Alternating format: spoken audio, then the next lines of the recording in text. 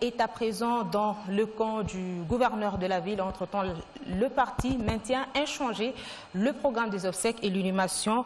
Pour l'imiter, Peter Kazadi s'explique au téléphone de Pascal Kambala. Le gouverneur nous avait posé un certain nombre de questions auxquelles nous avons eu à répondre séance tenante. Lui-même avait sollicité s'impliquer dans l'organisation des obsèques. Nous lui avons dit que nous n'y voyons pas d'inconvénient. Il avait dit qu'il devait nous recontacter dans les 48 heures pour nous faire parvenir les dites propositions, mais malheureusement jusqu'au jour d'aujourd'hui, nous sommes dans l'attente de son appel. Par rapport au lieu d'enterrement, il n'a pas manifesté son opposition, ce que nous considérons pour nous comme une acceptation, puisque ça lui a été écrit dans une lettre. Dès lors que lors de notre rencontre, il n'a dit mot là-dessus, nous considérons que c'est déjà acquis et que nous devons nous activer à préparer les lieux où le président sera enterré. Les lieux d'exposition, nous avions écrit au président de l'Assemblée nationale et du Sénat pour solliciter les palais du peuple. Là encore, nous attendons leur réponse. Le 12, le corps sera ici à Kinshasa. Ce parti a limité. Les violents vont-ils s'accorder à 5 jours de la date retenue pour le rapatriement des restes détenus Tshisekedi? Vous vous souviendrez que la majorité présidentielle s'est dit opposée à l'idée de l'UDPS d'enterrer Etienne Tshisekedi dans la permanence de ce parti à limiter. La majorité présidentielle invite l'UDPS à respecter la loi. L'UDPS qui voudrait enterrer Tshisekedi dans la dignité, eh bien le premier acte, c'est de l'enterrer dans la légalité. Il est entendu que pour notre pays, le rapatriement d'aucun citoyen, mort ou vif, ne peut se faire en dehors de la légalité. Et en ce qui concerne l'enterrement particulièrement, l'autorité doit avoir comme objectif de protéger. C'est ça le sens des dispositions sur l'inhumation, de protéger les autres citoyens sur les maladies qui pourraient survenir, de protéger la psychologie des enfants notamment. Vous vous rendez compte, enterrer le président Tshisekedi en plein limité, aucun enfant n'osera plus jamais sortir et des gens superstitieux n'oseront plus jamais circuler. Ça va déstabiliser la ville. Et en plus, ce qui est regrettable, c'est l'utilisation et l'exploitation malsaine de l'émotion normale de ceux qui ont connu le président Tshisekedi et qui voudraient l'enterrer dans la dignité et dans la sérénité. Or, aujourd'hui, les initiatives prises par les autorités de l'UDPS sont le contraire de tout cela. Ils cherchent l'affrontement, ils cherchent la confrontation. Ceci n'est pas de nature à honorer l'UDPS, ce n'est pas de nature à honorer notre République, et ceci, ce n'est pas la meilleure façon d'honorer la mémoire du président Tshisekedi. Vous le savez, c'est ce lundi 8 mai que débute la campagne J'aime le Congo et j'existe les élections en 2017 en République démocratique du Congo, campagne lancée par les organisations de la société civile de la RDC. À travers cette sensibilisation, ces organisations non gouvernementales, la société civile réclame la tenue des élections prévues pour la fin de cette année en cours. Autre chose, en éducation, les finalistes du secondaire entament le jury pratique, dernière étape des épreuves de hors-session de l'examen d'État, édition 2016-2017. Durant toute cette semaine, à dater de ce lundi, ces candidats seront face aux matières relevant de leur option de base. Les Maïmaï constituent actuellement une nouvelle menace dans la ville de Béni au Nord Kivu et ses environs. Déclaration faite ce lundi 8 mai devant la presse de Béni par les coordonnateurs de la dynamique pour la paix et le développement. Maître Marc Avota, dans son approche, voudrait voir les FARDC éradiquer cette milice. Cet activiste des droits de l'homme salue en même temps la tenue des audiences foraines à Béni. On l'écoute. C'est après avoir salué la calmie observée dans la région de Béni que les coordonnateurs du CEPADO a invité les forces armées de la République démocratique du Congo à se redéployer dans les zones en proie d'insécurité. Faisons allusion aux éléments Maïmaï, FDLR dans la province. Maître Marc Avota pense que ces forces négatives méritent l'éradication. Autour de la ville de Béni, autour de la ville de Butembo, à territoire de Béni et de Lubero, il y a un nouveau phénomène, ce sont les Maïmaï, donc des milices locales qui méritent également d'être éradiquées. Mais c'est ici aussi l'occasion pour nous de saluer le courage de la population du territoire de Lubero qui commence à en finir d'elle-même avec ces miliciens dans certaines localités et ce qui fait que ces Maïmaï soient à débandade dans certaines localités, du fait des efforts de la population elle-même. Restant convaincus que la paix est le socle de tout développement, Maître Omar Kavota invite la population à collaborer, comme toujours, avec les forces et services de sécurité. La population devra se désolidariser de tout fauteur de troubles, notamment ces Maïmaï, qui sont en train d'émerger à travers la région, les dénoncer éventuellement et coopérer efficacement avec l'armée et la police, parce que seule la complicité armée-police et même leurs partenaires de la MONUSCO peut amener à ce qu'on puisse défier ceux qui viennent profiter de la calmie pour s'aimer du nouveau désordre. Et pour le CEPADO, la calmie observée dans la région de Béni actuellement est à mettre dans l'actif du procès en cours contre les éléments ADF et leurs collaborateurs qui se tiennent dans cette ville. Erika Smoussi, Béni, Biwan. Maître Omar Kavota, interviewé par Erika Smoussi, notre permanent dans la région. L'Agence nationale pour la promotion de l'industrie poursuit de l'investissement, poursuit son désemparé, ses visites d'inspection auprès des entreprises agréées. Pour cette fois-ci, elle a porté son choix sur les 6 immobiliers, à l'exemple de Safricode, Godlis et Sejimo Holiday. Une visite qui s'inscrit dans le cadre de la nouvelle vision que propulse l'actuel comité de gestion en vue d'appuyer ces structures privées pour booster le développement de la République démocratique du Congo dans le secteur de l'immobilier. L'Agence nationale pour la promotion de l'investissement continue sans désemparer à veiller sur les entreprises partenaires, ainsi éviter de les exposer à la faillite. Voilà qui explique la rente des entreprises ayant bénéficié de son appui financier. 3 sites immobiliers, Sejimo Holiday, Safricode, Godlis, étaient ciblés par une visite afin de relever quelques écueils qui entraveraient le sort de ceux-ci.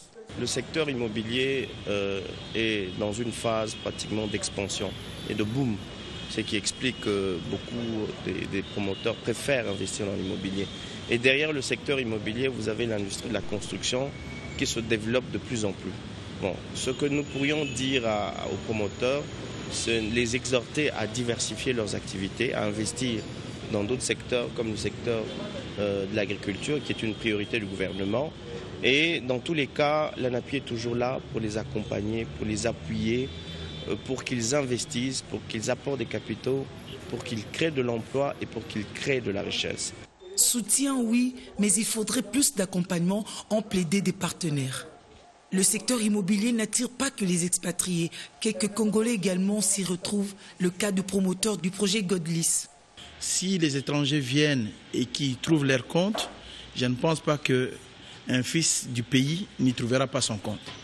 Donc, je leur demande, ceux qui ont des moyens, ceux qui ont la possibilité de venir et venir investir dans son pays, ça contribuera à la réduction du chômage, d'améliorer les revenus du pays et je pense que les premiers bénéficiaires seront eux-mêmes les investisseurs. Saluée par tous, cette politique d'ANAPI ne laisse pas insensible l'administrateur du projet Seguimo. De l'effort qu'ils sont en train de fournir pour essayer d'encadrer dans le sens positif les investisseurs qui ont choisi notre pays, la République démocratique du Congo, comme pays d'affaires, pays dans lequel ils peuvent multiplier les revenus. Le soutien et l'accompagnement de l'ANAPI vont être très très importants pour pouvoir dire que le projet a atteint sa réussite totale. Et finalement, c'est ce qui est recherché, parce que sans le soutien de l'ANAPI, qui constitue une reconnaissance quand même pour un promoteur, ce sera à moitié bon. Et nous, on souhaite que ce soit totalement réalisé et qu'il soit accompagné par l'ANAPI. Pour remplir efficacement et véritablement son rôle d'accompagnateur de projets agréés, l'ANAPI prévoit encore d'autres visites similaires au cours de l'année. L'actualité est aussi africaine. Les ministres des Affaires étrangères des pays membres de l'Union africaine ainsi que les ambassadeurs accrédités auprès de cette organisation régionale prennent part à la réunion du Conseil exécutif de l'Union africaine. L'objectif est d'approfondir les discussions autour de cette structure. Léonard Chéo Kitondo représente la République démocratique du Congo. Il est vice-ministre, il est vice-premier ministre, ministre des Affaires étrangères. Nous sommes venus à Goma parce qu'il est question d'aller rencontrer les chefs d'État des pays limitrophes pour voir dans le cadre des relations de bon voisinage comment préparer aussi les grandes conférences qui vont venir par rapport aux réformes qui sont prévues D'abord dans le cadre de la CPGL, ensuite dans le cadre de la CAC, mais aussi dans le cadre de l'Union africaine.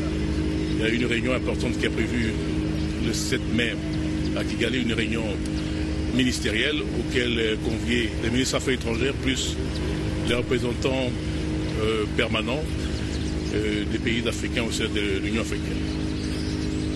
C'est pour cette raison que je suis ici en escale technique, mais ça me permet aussi d'aborder certaines questions dans le cadre de la coopération décentralisée avec le... En dehors de nos frontières, vous le savez, la France a voté hier. Emmanuel Macron devient le 8e président de la 5e République française. Ce jeune président a été élu le dimanche dernier avec 66% de suffrage. C'était face à sa rivale Marine Le Pen que ce dernier a remporté la sélection en second tour de la présidentielle française. Résultat publié à 20 h le jour du scrutin, une course à la présidentielle qui a connu au départ 11 candidats. L'élection d'Emmanuel Macron à la tête de la France a suscité plusieurs réactions au sein de la classe politique et même sociale congolaise. Pour Makolo Kotambola, un des communicateurs de la majorité présidentielle, le peuple français a décidé pour la France. Il n'y a pas de leçon à tirer pour la République démocratique du Congo qui a sa propre culture politique. Il s'explique au téléphone de Pascal Kambala. Quelle leçon voulez-vous que les Congolais que je suis tirent de l'élection française? Le peuple de France a décidé que ce soit Macron, eh bien c'est Macron. Moi, en tant que Congolais, j'observe ça de loin et je considère que la démocratie a parlé. Mais en France, moi je suis au Congo, je suis les péripéties de notre démocratie, je suis les péripéties de notre marche vers les élections, point barre. Donc nous sommes dans un processus qui va nous amener à l'organisation des élections pour que ce qui s'est passé en France se passe également chez nous aussi. Donc il n'y a absolument aucune espèce d'analyse autre à faire que de constater l'élection d'un président français, mais c'est un président pour les Français.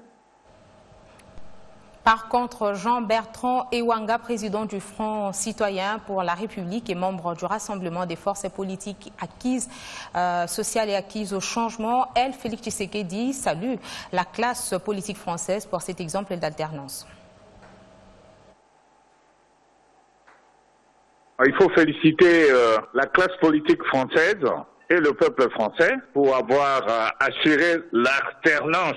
Donc maintenant, Hollande reste en fonction jusqu'à l'installation du président élu. Et ça sera le dimanche. Et pour nous, Congo, on n'a aucune culture politique, et je regrette beaucoup de le dire ainsi, surtout pour ceux qui nous dirigent. Et s'ils peuvent s'inspirer de cette leçon, toute la pression que nous avons peut baisser à 1 minute et on peut avoir et espérer un avenir pour notre pays. La France, depuis des années, des siècles, je veux dire, s'est battue pour les libertés et la démocratie, la Révolution française, et aujourd'hui, on nous administre une très bonne leçon d'alternance, de passation pacifique de pouvoir, et nous qui sommes des démocrates de ce pays, nous aspirons à ça, et par tous les moyens, nous imposerons le schéma démocratique pour que triomphe la démocratie dans notre pays. Par ailleurs, Jonas Tshombe, la coordonnateur de la nouvelle société civile congolaise, estime que c'est une bonne leçon qui doit inspirer la classe politique congolaise. Mais je crois que ça devait inspirer la classe politique qui, décidément, n'a que le blocage comme mode de gestion du pays. Parce que les élections qui sont passées en France et dont le passation de pouvoir va se faire ce dimanche, se sont passées en toute quiétude, devaient être des modèles sur lesquels nous devons nous inspirer. Vous savez que la France a eu des élections à détour. Nous sommes organisés pour casser les détours dans notre pays. On ne veut pas de la démocratie dans notre société. Donc, c'est un signal fort à la classe politique, mais aussi un signal fort à cette classe politique, qu'elle soit de gauche ou de droite de notre pays, qu'une troisième fois est possible s'il persiste sur cette fois de prendre le peuple en otage. Nous sommes lundi, le week-end a été riche en sport, nous recevons Stan Loko pour en parler.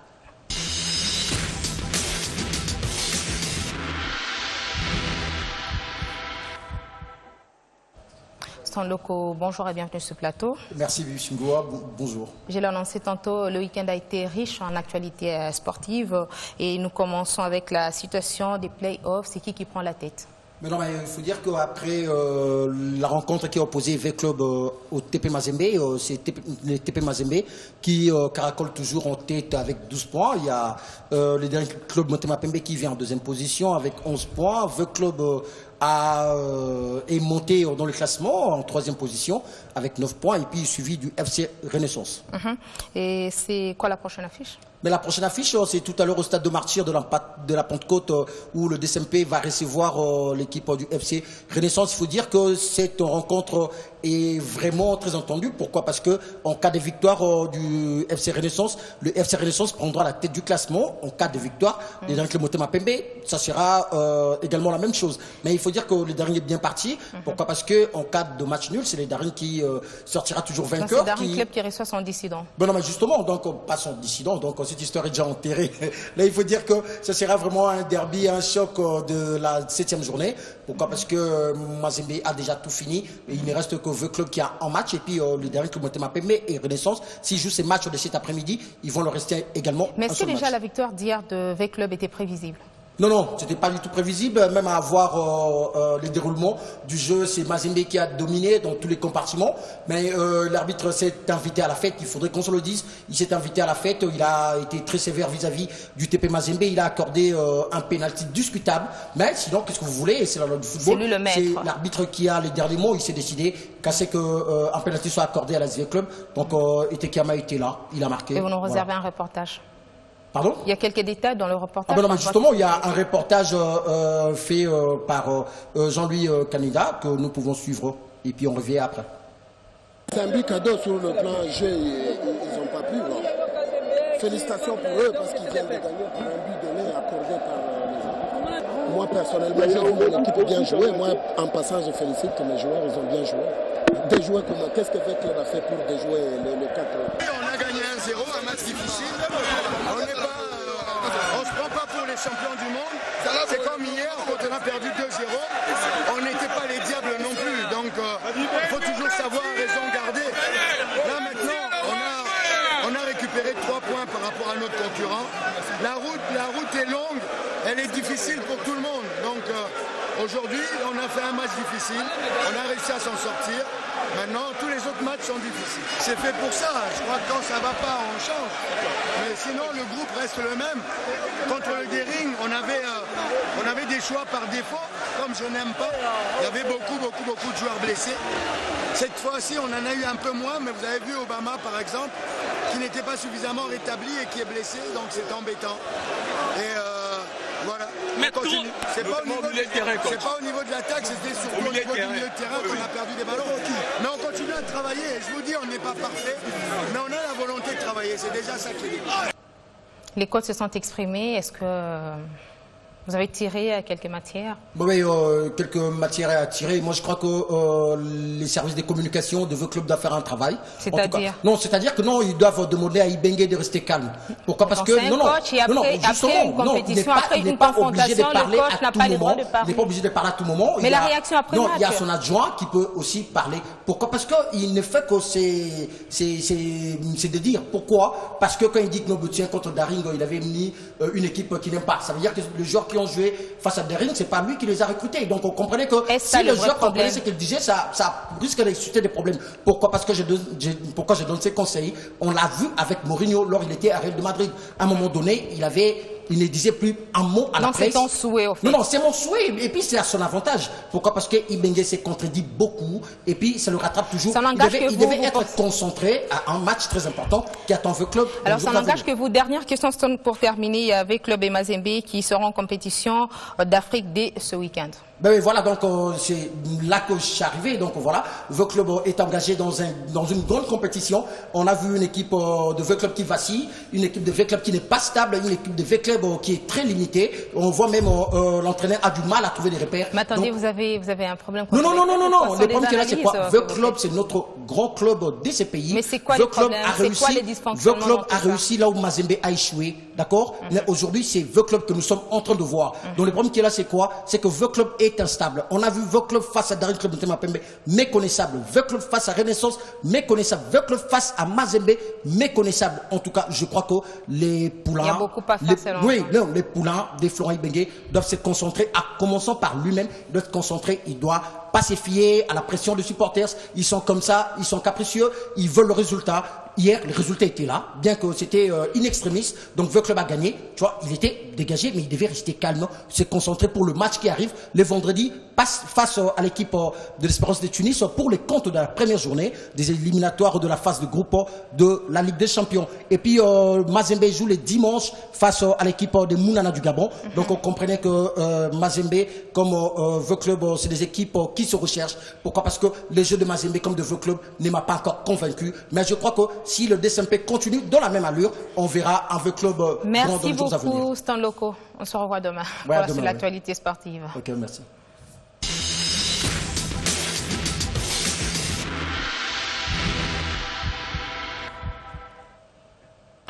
L'Humanité a célébré hier dimanche la journée mondiale des orphelins du sida. Et oui, le sida ne fait pas que des victimes, il fait aussi des orphelins. Nombreux d'entre eux sont rejetés par leurs proches dès leur naissance. Histoire tragique que le monde tient à changer, notamment à travers des activités de sensibilisation liées à la journée mondiale dédiée aux orphelins du sida. Nous vous proposons ce dossier signé Diedo Mwamba et Jonathan Sakala. Des morts, il fait aussi des orphelins.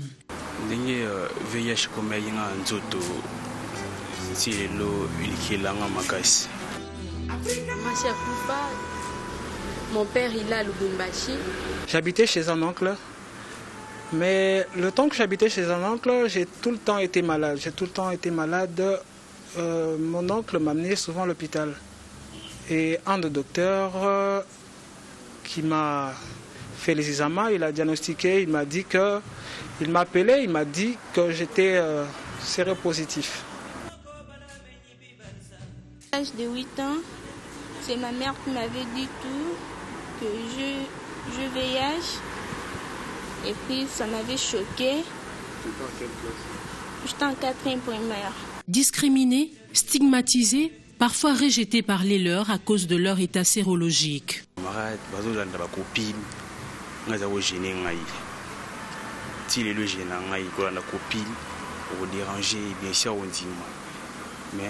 Après l'amour, il y a un rapport sexuel. Dans un monde, pour passer un rapport sexuel, dans mon aboité, on peut sa vie. Mes camarades, même à ta c'était vraiment une famille. Maintenant, je suis la personne mise à l'écart.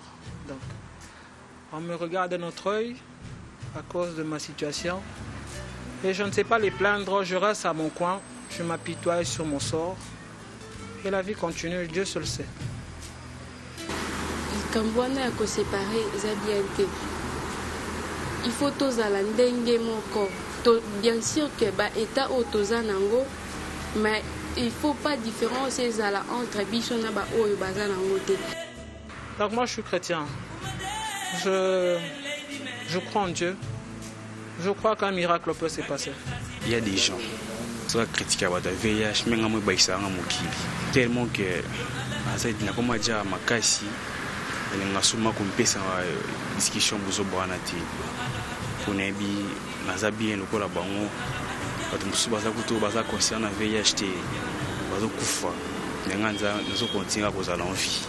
demandons à toutes ces personnes qui nous suivent, animés de bonne volonté, de les aimer, de les aider, de le couvrir de beaucoup d'amour, de le soutenir. Ils ont cette volonté de s'épanouir et aidons-le à s'épanouir.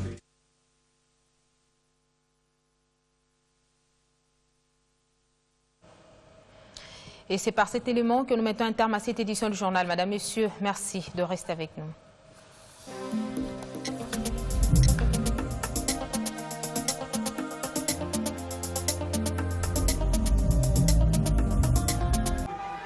Alors pour cela, le décompte s'il vous plaît. 5, 4, 3, 2, 1, 0. C'est parti.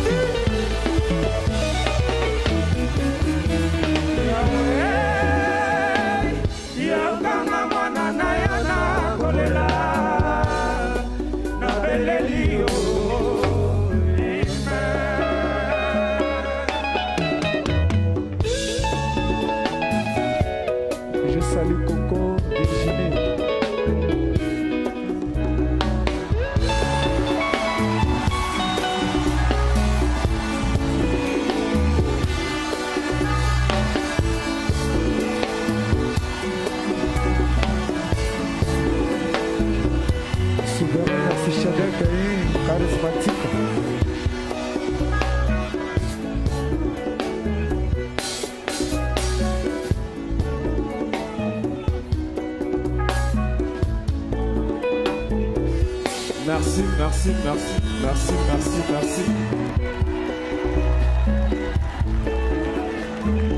Rien, rien dit. C'est l'homme qui a peur.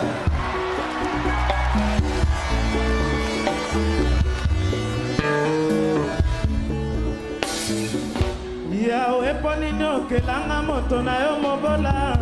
Alors que baninga mosusu pesa bango bonheur na plaisir. Obosananga lokolo bosanaka ina. Na famille nanga kutu moto akotela motema azalaka te. Soki likambo il faut kaka basalelanga cotisation. Mokolo pena kozwa ebali te. Ponini na mokili soki ozangi il faut baseka yo. Soki pe otona bomengo il faut kaka batongo yo. Bakoluka bayeba ndenge nini jibe akoma souverain. Babosani ke na motoki na yo nde okokoma moto. Yawe tala ndenge makili na yo toni masomwe. Tala ndenge jalousie ekaboli peuple na yo na mikolo na bango. Bato bakami koboma na lokola ntango ya Sodome na Goma. Pardon Yawe. Tala lelo ndenge Afrika ezangi kimia. Koko boma yako Yawe lisumu nini tosala yo yango tozanga la petite. Lisumu nini moto moindo toujours pénitencier. Bokese ne uta wapi les riches les pauvres ba uta wapi. La vie c'est comme ça. La vie c'est bon. Il faut du courage. La vie c'est comme ça. J'ai la vie c'est bon. Il faut du courage. La vie a Jibali si toi les. La vie a Jibali si toi les maman. Jibele qui a papa Wemba. Jibele.